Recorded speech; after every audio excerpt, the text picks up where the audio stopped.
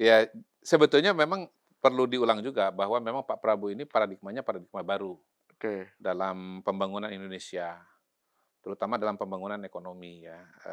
Yang pertama adalah bahwa beliau ini mau menyelesaikan persoalan-persoalan pokok bangsa. Apa persoalan pokok bangsa? Pertama itu adalah soal pangan. Presiden maunya soal pangan ya, terutama yang pokok-pokok itu selesai. Misalnya seperti beras, kebutuhan beras kita per tahun sekitar 30 juta ton. Nah ini ya pengen secepat-cepatnya bisa dicapai. Kita kan tahun-tahun sebelumnya tuh ada impor tuh 1 juta, 2 juta gitu. Kalau kita masih impor kita nggak mandiri. Dan itu bahaya. Kalau beras bisa diimpor sih masih syukur. Tiba-tiba mhm, dalam kondisi bencana, kekeringan ya kan, puso ya, perang iya iya, gitu, nggak bisa kirim ke Indonesia. Kan orang kelaparan nanti. mmm, Nah, alhamdulillah itu ternyata bisa dicapai dengan lebih cepat. Ya, tahun ini kita di tahun pertama pemerintahan bisa tembus angka 30 juta ton itu. Nanti kita lihat berapa angkanya 32 apa 33 apa 34 ya. Ini kan sebentar lagi menuju akhir tahun. Jadi itu satu optimisme yang sudah terbangun. Yang kedua soal ketahanan energi ya. Ketahanan oke, energi kita punya kebutuhan satu hari loh bukan setahun ya, satu hari itu 1,6 juta ton BBM. Nah, produksi kita sekarang 600.000 baik oleh Pertamina maupun oleh swasta. Swasta tuh ada 2 swasta dalam negeri, swasta luar negeri, gitu. Nah, ini kan rentan banget gitu. Nah, karena itu harus dicari jalan cepat, gitu. Bagaimana agar Indonesia itu tidak tergantung lagi secara energi, gitu. Nah, caranya bagaimana? Kita kembangkan energi baru terbarukan. Kemudian kita cari cara untuk meningkatkan lifting minyak kita, ya. Mulai dari cadangannya sampai teknologi untuk mengambil minyak yang ada di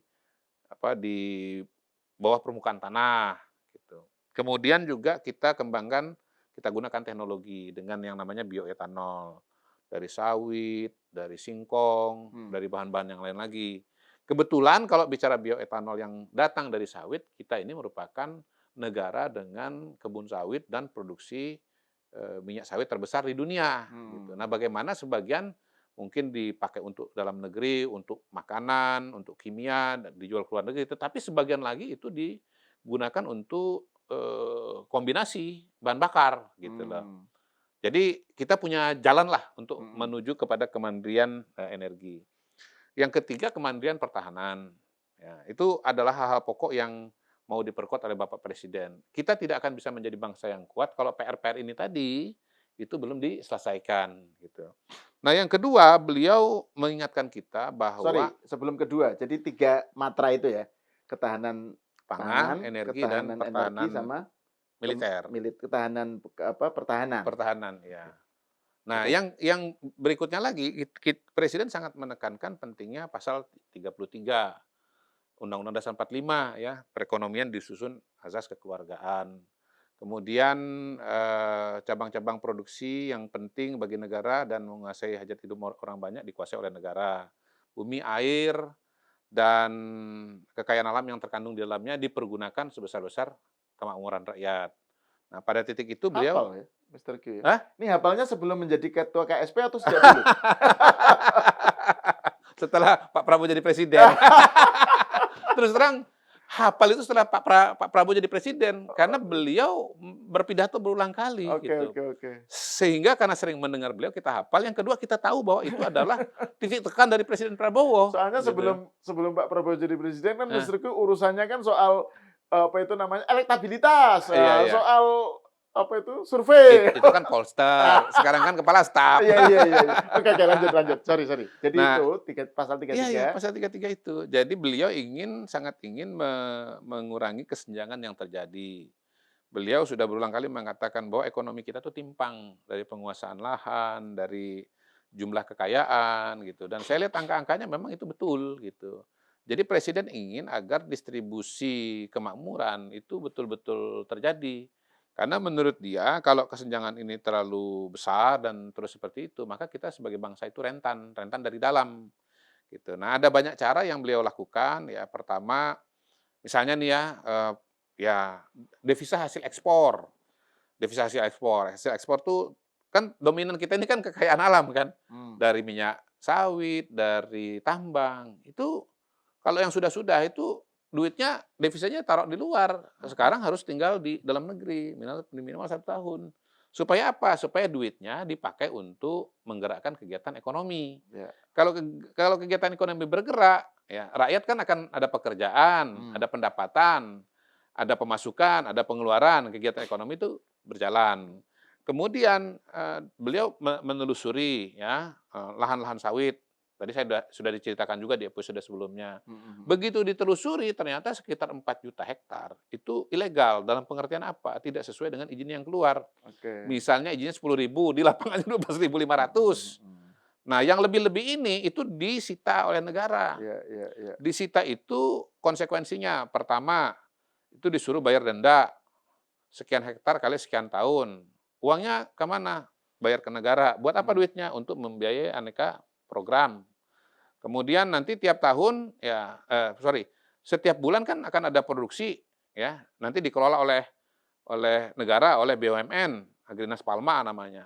Nah, nanti tiap bulan ada pemasukan, tiap tahun ada pemasukan. Saya pernah hitungkan kalau nggak salah di Mhm, sini, mhm, angkanya mhm. sangat besar. Uangnya buat apa? Buat program kesejahteraan rakyat, gitu. Oke. Nanti menyusul juga untuk tambang, akan diberlakukan hal yang sama. Lalu kemudian kegiatan-kegiatan apa, penyelundupan, misalnya timah di Bangka Sebentar, Belitung. soal sebelum ini, sebelum saya lupa soal Mhm, sawit ya. mhm, Itu yang kan ada sejumlah, sekian yang ilegal. mhm. Itu ada yang ini nggak, ada juga ke program untuk mengembalikan menjadi hutan lagi, gitu, ada nggak bagian? Saya harus cek ya. Karena kan itu juga kan salah satu yang Gini, menjadi di satu pembicaraan. sisi kalau kacamata saya, itu kan sudah jadi kebun sawit Ah, dan itu produktif gitu loh. iya, Ya dilanjutin aja. tetapi kan ada yang sawit itu perlu, tetapi Mhm, kan ada juga mhm, sebagian lahan mhm. sawit yang Ya, tadi ilegal itu, iya, yang iya. gara-gara Mhm, harusnya jadi tetap hutan, tapi mhm, dialih fungsikan jadi mhm, sawit, jadi itu yang mhm, menjadikan kemudian banjir, terus apa dan mhm, macam-macam. Itu mhm. ada wacana Mungkin nanti ya, untuk kembali di mungkin nanti di daerah-daerah hutan yang nggak? rawan saya kira harus harus jadi pertimbangan. Oke. Makasih itu, justru ini jadi satu perspektif sendiri nih.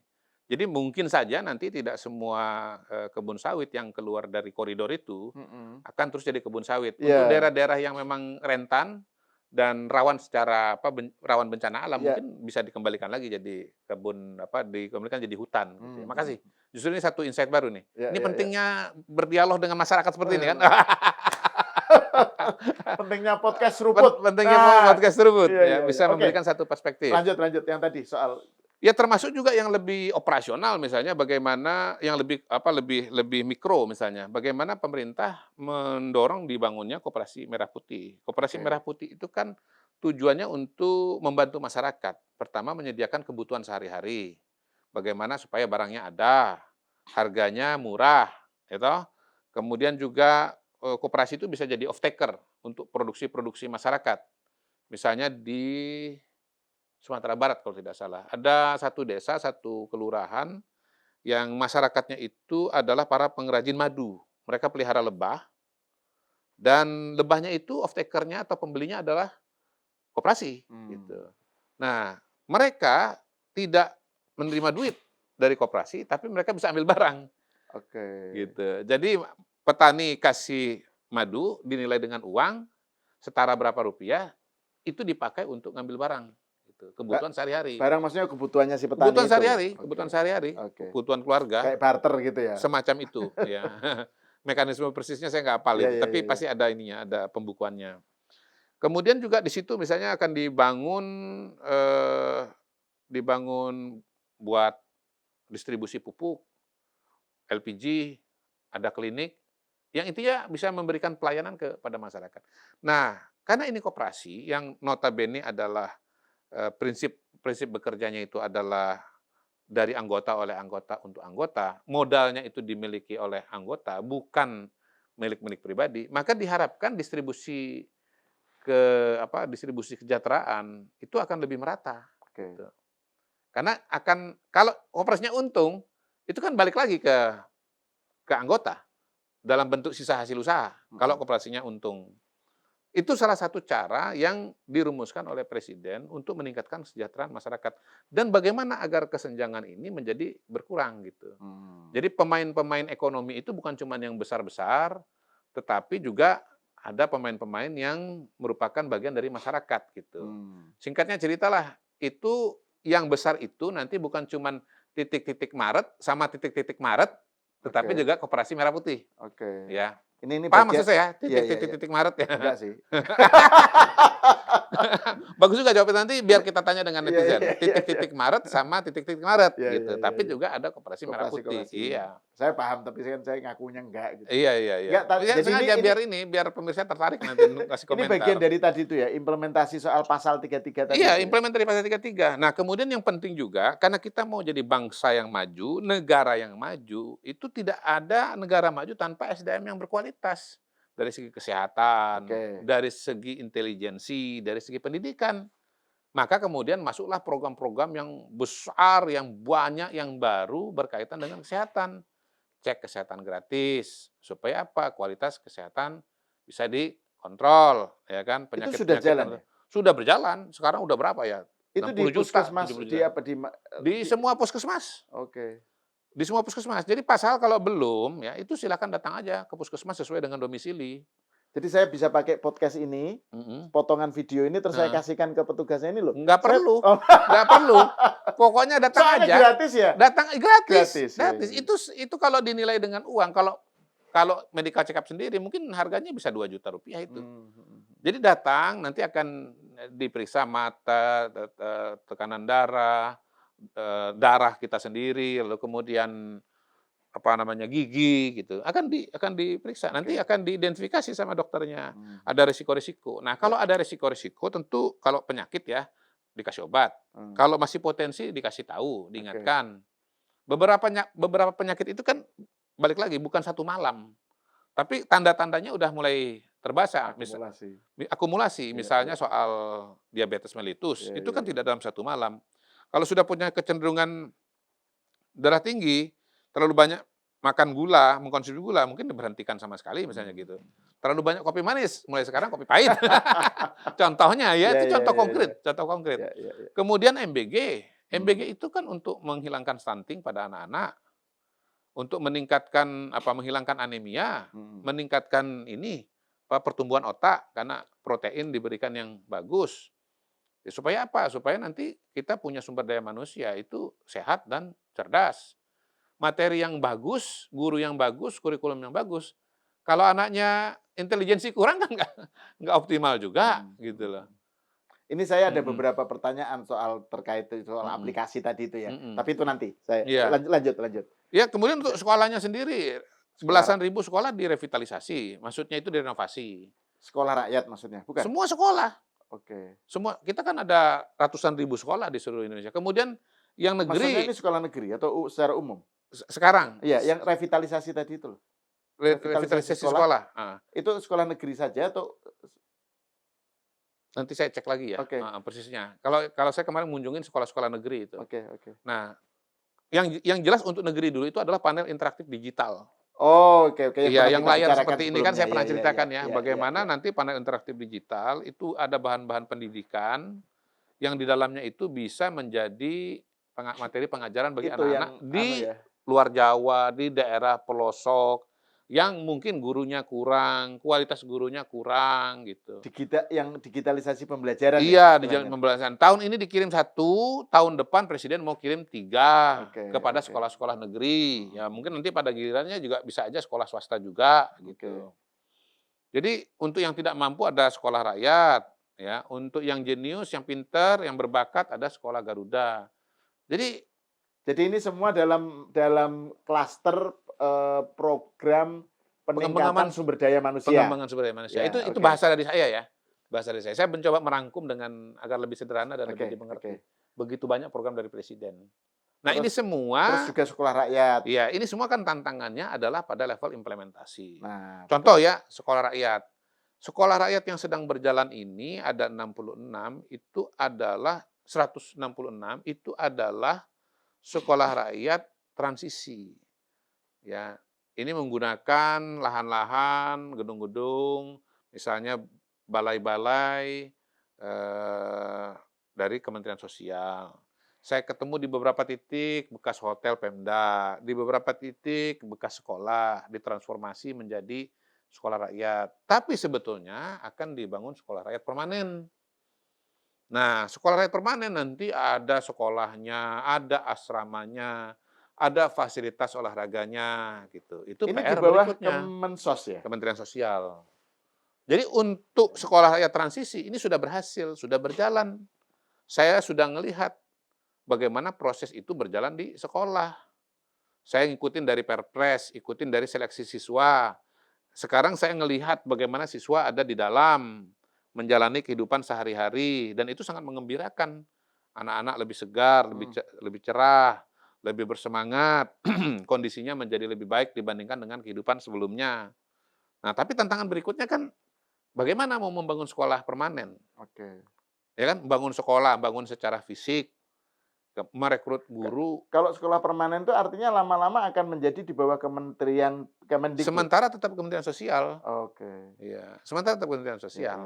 Terus selain sekolah rakyat yang Mhm. itu, apa, katakan aja untuk menampung siswa-siswa yang, eee, Desil 1, mus Desil ti 2 yang ya sangat, yang dalam kondisi yang sangat berkekurangan lah. iya iya. Ada juga kan sekolah Garuda ya? Ya, Jadi itu juga udah jalan? itu masih proses untuk pembangunan. Saya sudah Oh, datang di Belitung, waktu itu ada peletakan batu pertama. Nah, tentunya semua ini kita pantau terus. Kita di KSP kan tugasnya pengendalian, tadi udah diikuti itu, pengendalian program prioritas nasional. oke. Jadi program-program ini kita ikutin terus. Makanya saya juga dan tim itu biasa tuh keliling ke daerah-daerah untuk melihat perkembangan-perkembangan implementasi dari berbagai macam program ini, termasuk juga melihat problem-problem yang ada Oke. untuk bisa diantisipasi atau diselesaikan, Mhm, gitu. mhm. Oke, jadi kalau saya Contoh rumuskan nih, contoh ya, contoh eh, konkret. Tahun depan Presiden mau kirim 3 lagi tambahan, 3 panel interaktif digital. Nah, penambahan ini, itu di satu sisi kan kalau teknis penambahan kan katakanlah beres gitu. mhm. Tapi sebetulnya kan ada implikasi yang harus diantisipasi. Pertama, kalau 3 listriknya cukup nggak? Oh, iya iya Dan iya iya. ternyata sekitar 200.000 atau 70% sekolah negeri itu tidak cukup dayanya. Nah, itu harus ditambah. Nah, kita di KSP harus mampu melihat masalah-masalah seperti itu dan dicicil dari sekarang. Karena ini 200.000 sekolah, bukan 2 sekolah. Kalau 2 sekolah, 1 hari selesai. Kalau 200.000 Dan 200.000 dan seluruh Indonesia. nyebar kan. Iya iya. Artinya kan wilayahnya kan Kita beda-beda. harus komunikasi. Tantangan tantangan Iya, daerahnya kan betul. beda-beda kan. Kita harus komunikasi dengan PLN, Mhm, gitu loh. mhm. Mereka kan harus menyusun tuh, menguraikan tuh Ya dua ya ratus ya. ribu itu bagaimana, jaringannya cukup nggak untuk menyalurkan tambahan itu, gitu. Ya Nah, ya. yang berikutnya lagi, 200.000 ya, kemudian tambah 3 panel interaktif, naik daya, berarti tagihannya bulan depan kan beda. Itu juga harus dihitung. Ya ya. Nah, kalau 2 3 nggak terasa, 200.000. Mmm. Wah, itu kan nilainya besar sekali. Berarti sumber sumber pendanaannya harus di cross check, harus Mhm. dicarikan. Nomenklaturnya harus disusun, gitu. Nah, ini semua kan harus diantisipasi. Itu yang maksud saya, the devil is in the detail. Oke. Itu yang maksud saya dengan teknokrasi, Ya ya gitu. ya. Nah, jadi ini oke, Mhm. Mhm. kalau saya summarize, Mhm. saya, Mhm. Mister Q harus Mhm. percaya Mhm. dengan kemampuan saya Oh, luar men-summarize biasa. presentasi Udah Anda. terbukti. Jadi kan pertama tadi Heeh. soal, ketahanan Iya pangan, iya ketahanan energi, dan iya. ketahanan pertahanan lah Iya ya. iya iya. Terus yang kedua Itu, soal kalau implement soal kemahiran samaras itu saya udah percaya banget. Makanya saya heran, kok disertasi nggak selesai-selesai. Jangan dibocorin, tapi insya Allah selesai. Iya iya Nah, iya. yang kedua Heeh. itu soal, implementasi pasal 33 ya, Mmm, soal pemerataan iya. supaya ekonomi itu nggak hanya, Elit, numpuk di sebuah sekelompok elit orang. tertentu gitu, Iya tapi masyarakat semua. iya. Terus yang ketiga tadi soal pemberdayaan sumber daya manusia, Pengembangan sumber daya manusia. pengembangan sumber Heeh, daya manusia iya. gitu kan. Nah, terus oke, itu kan gambar besarnya yang Mmm, menjadi kira-kira presiden itu mau seperti itulah betul gitu. betul. Nah, sekarang soal tadi itu, Mmm, soal tantangannya adalah soal mmm. teknokrasi, Iya iya, soal the devil is in the detail. betul. Terus juga soal tadi itu, soal Mmm, bagaimana mesin mhm pemerintahnya itu mhm. bisa menjalankan itu. Iya Nah, iya. itu gimana menurut? Iya, itu tantangan sehari-hari kita sekarang ini. Nah, seberapa jauh tantangan itu menjadi kendala dan bisa diatasi? Saya sih optimis saya Oke. optimis. Misalnya begini, kalau kita bicara sekolah rakyat tadi kan, ternyata bisa dilaksanakan. Tentu ini adalah ongoing proses yang tantangan itu akan selalu muncul, tetapi juga solusi itu nanti kita akan cari. Presiden mengatakan begini, "Tantangan selalu ada, kita hadapi. Hmm. Tantangan selalu ada, kita hadapi." Untuk sekolah Garuda itu tidak mudah. Kenapa? Kebutuhan lahan besar. Dan ternyata untuk bisa mendapatkan lahan dari pemerintah daerah tidak sesederhana itu, tidak segampang itu. Contoh ya, saya ngecek misalnya, calon calon lahan untuk sekolah Garuda di Kalimantan Tengah. Kalau bicara sekilas, harusnya gampang. Kalimantan Tengah luasnya 1,5 kali Pulau Jawa kok. Penduduknya cuman seukuran satu kabupaten, Hmm. 2 juta, 3 juta kurang, setara dengan satu kabupaten Ya. di Jawa. Tapi ternyata nggak semudah itu. Lahan ada, tapi belum SHM. Hmm. Lahan ada, sudah SHM, tapi belum ada fasilitas listrik, belum ada fasilitas air, gitu. Lahan ada, ini ada, itu ada, lahan gambut. Biaya untuk, apa namanya, pematangan lahan besar sekali, gitu. Ya. Jadi nggak sesederhana itu juga, Hmm, hmm, hmm. persoalan-persoalan di lapangan, gitu. Ya, ya. Tapi kita harus hadapi, kita harus cari Hmm, cara, hmm, kita hmm. harus harus cari solusi, gitu. Oke. Nah, yang kedua tentu presiden sendiri kan ada yang namanya rapat paripurna, ada rapat terbatas. Dalam tiap rapat terbatas itu tuh ditanya sama presiden, dan presiden itu detail, bagaimana perkembangan, bisa atau tidak, gitu. Ya kalau nggak bisa ya resikonya ya kata presiden diganti. Reshuffle, Ya, itu ya, ya. aja, dicari orang yang mau dan Hmm, mampu hmm. untuk melakukan pekerjaan-pekerjaan yang ditugaskan oleh presiden. Oke. Nah, masih terkait soal isu pengaplikasian dan teknokrasi Mhm, ya. Kan Pak Prabowo kan juga selain tadi itu soal tadi hal-hal besar yang tadi mhm, Mister Q uraikan, kan obsesi utama beliau juga soal pemberantasan korupsi, mhm, ya kan? Juga soal jangan sampai ada yang dulu itu kan mhm, bocor, bocor, jangan mhm, sampai mhm, itu, mhm, tapi soal korupsi itu kan mhm. jadi Ya, isu utama. ya, ya, ya. Nah, ini kan ada juga kecurigaan-kecurigaan atau kenyinyiran atau, apa ya, pokoknya kritik lah Mhm, terhadap bagaimana implementasi program-program mhm, prioritas mhm, itu kemudian seberapa jauh itu, pertanggungjawabannya atau apalah. mhm, mhm, Misalnya soal MBG. mhm, Nah, MBG ini kan mhm, kemudian menjadi, apa, banyak yang mengkritik gitu mhm, iya, soal akuntabilitasnya, iya, soal iya, penyelenggaraannya iya, dan iya, seterusnya. iya, Nah, jadi itu gimana soal obsesi Pak Prabowo mhm, dengan anti korupsi itu dihadapkan dengan iya, kenyataan di iya, lapangan karena kan itu kadang-kadang kan ada ungkapan dalam bahasa Inggris kan, "The road to hell is paved by good intention." iya, betul, betul, Ya betul, kan? Niat betul, baik itu nggak cukup, kadang-kadang malah iya, justru bisa benar, benar. karena merasa niat baik ternyata Macam-macam, malah justru bisa macam-macam strategi menjadi presiden. Pertama menjadi road to pertama hell gitu. antisipasi misalnya dengan efisiensi. Jangan lupa ya, salah satu kebijakan awal presiden itu efisiensi. Itu untuk mengurangi resiko adanya korupsi yang membuat dana itu menjadi bocor.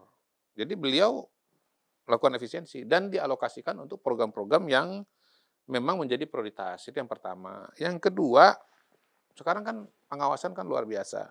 Beberapa tindakan-tindakan itu kan yang sudah berjalan sekian lama, itu sekarang diluruskan. Contohnya apa? Balik lagi kita cerita mengenai penertiban kebun sawit, Hmm, penertiban lahan, pertambangan, penghentian terhadap adanya penyeludupan timah, seperti di timah gitu. Praktek-praktek yang berjalan sebelumnya itu oleh presiden dihentikan gitu, dan itu nilainya besar-besar itu. hmm, Makanya kalau sekarang lihat ada pengumuman-pengumuman kan itu sampai kelihatan duitnya bertumpuk-tumpuk tuh setinggi rumah itu. hmm, Jadi presiden sangat serius oke. dengan semua tindakan-tindakan yang ada, dengan semua kebijakan yang notabene sebelumnya itu tidak ada. Dan uangnya buat apa? Buat pembangunan gitu. Jadi presiden sangat serius, presiden sangat beliau udah mengatakan, "Tidak ada yang tidak tersentuh oleh hukum, no one is untouchable pada hari ini." Ya kita sudah lihatlah bagaimana ketegasan presiden soal-soal yang sebelumnya tidak bisa dalam tanda kutip, "tidak pernah muncul," sekarang ini udah muncul dan ditindak dengan tegas oleh presiden. Hmm. Kalau masalah-masalah itu kan ada 2 masalah, masalah teknis, masalah hukum. Masalah teknis kayak MBG, terjadi keracunan yang meningkat pada Agustus, September. Tapi kan terus ada respon yang proporsional. Misalnya KSP sendiri mengingatkan, itu SLAS-nya belum berjalan dengan optimal. SLAS adalah sertifikasi layak higienis dan sanitasi. Di dalamnya ada materi pengaturan tentang sentuh makanan dan seterusnya. Nah, begitu ini menjadi kesadaran, menjadi policy, kan sekarang tren masalah keracunan kan menurun. Dari sekian belas menjadi terakhir berapa tuh? 3 atau 4 peristiwa. Mudah-mudahan nanti menuju ke titik nol. Sama sekali tidak ada kejadian gitu loh. Jadi masalah itu ada tapi kemudian ditangani dengan sebaik-baiknya. Gitu. Ya kalau ada yang aneh-aneh, misalnya kasus di Kemenaker itu, Immanuel Ebenezer, kan akhirnya kan Iya. ditindak dengan tegas. Ya. Saya lupa tuh persisnya apa itu, soal perizinan. Iya. Itu kan dipalak-palakin tuh orang yang mau membuat perizinan mengenai tentang keselamatan kerja kalau tidak salah. Itu kan ditindak dengan tegas dan langsung diganti. Oke. Jadi itu yang soal mengejar koruptor sampai ke Antartika itu itu yang itu kan Pak Prabowo kan bilang itu kan Iya. itu tetap menjadi agenda utama ya. Menurut saya sih tegas bukan cuma ke Antartika, tapi ke pelosok hutan. Ke pelosok hutan, itu kan memetakan daerah wilayah itu kan seluruh Indonesia sampai ke pelosok hutan. Iya. Yang namanya kebun sawit itu kan jauh-jauh dari perkotaan itu. Itu masuk hutan semua itu areanya. Itu ditindak dengan tegas. Ya. HGU ya, HGU 1,7 juta. Yang baru nggak ditandatangani, yang mau memperbarui juga belum ditandatangani. Akan dievaluasi. Itu kan juga Antartika itu. Antartika dalam pengertian bahwa Presiden sangat detail dan sampai ke pelosok-pelosok untuk memberikan koreksi-koreksi di mana itu memang diperlukan. Oke, ini closing remark lah dari Mr. Q. Saya nggak tahu perlu nggak sebelum kita mengakhiri diskusi ini. Jadi kira-kira ke depan ya terus melanjutkan apa yang sudah dikerjakan. Ya kemarin pada bulan Oktober setahun pemerintahan ya kan Oktober 2024 ke Oktober 2025 evaluasi dari publik kan bagus. Angka kepuasannya antara 75 sampai 80% tergantung dari dari hasil surveinya ya. Beberapa survei itu rentangnya sekitar itu dan itu angka yang sangat bagus, sangat tinggi. Artinya masyarakat puas kepada kinerja dari presiden. Stabilitas politik kita juga politik kita juga sangat stabil. Kekuatan politik yang ada pada hari ini mayoritas mendukung pemerintahan dan itu menjadi modal dasar untuk bisa membuat kebijakan publik berjalan dengan baik. Dan ujungnya balik lagi tema dasar kita, tesis dasar saya dari awal bahwa PR-nya ada di operasionalisasi, di implementasi dan di teknokrasi. Dan rasa-rasanya tesis Mr. Q ya itu yang dari awal pemerintahan itu sampai sekarang ini rasanya terbukti benar. Jadi Mr. Q bukan cuma benar soal tesis elektoral, tapi juga tesis kebijakan publik. Oke, terima kasih Mr. Kodari, Pak Kodari atas obrolannya, atas pencerahannya dan paparannya mengenai kira-kira bagaimana Indonesia ke depan. Betul. Tentu kita tidak berharap ada bencana lagi ya seperti yang terjadi di Sumatera, tetapi balik lagi seperti diskusi kita sebelumnya, kita dari sekarang harus bisa menyiapkan suatu antisipasi yang lebih baik dengan mindset yang baru mengenai Indonesia sebagai negara yang potensi kena bencana alam. Oke, terima kasih. Selamat Natal dan mestinya ini selamat kan tahun baru. Tayangnya udah lewat. Iya, kan? selamat udah lewat. Jadi, tahun baru. Selamat tahun baru dan semoga kita semua nggak usah deh. Oke, terima kasih pada Mr. Q. Selamat tahun baru 2026.